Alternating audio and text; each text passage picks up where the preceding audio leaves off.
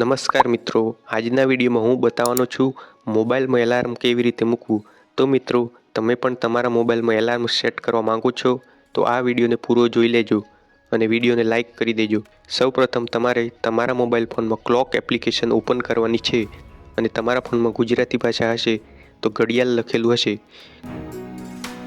એપ્લિકેશનનું નામ, તો તમારે આ એપ્લિકેશનને ઓપન કરી લેવાની છે।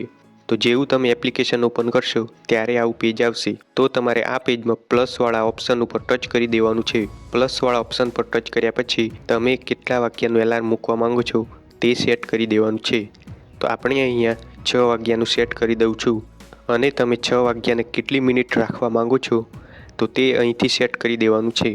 તો હું 6 વાગ્યાને 5 મિનિટ અલાર્મ રાખવા માંગુ છું તો અહીંયા હું 5 ઉપર સેટ કરી દઉં છું।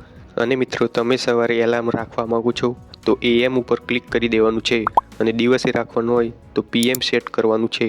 તો અહીંયા હું સવારે 6 વાગ્યાને 5 મિનિટ એલાર્મ રાખવા માંગુ છું તો હું AM સિલેક્ટ કરી દેવાનું છે। તો હવે તમારે એલાર્મ વાગે ત્યારે કઈ રિંગટોન રાખવા માંગો છો તે સિલેક્ટ કરવાનું છે। તો તમારે રિંગટોન ઉપર ક્લિક કરવાનું છે। તો હવે તમારી સામે તમારા ફોનમાં રિંગટોન હશે એ બધી આવી જશે।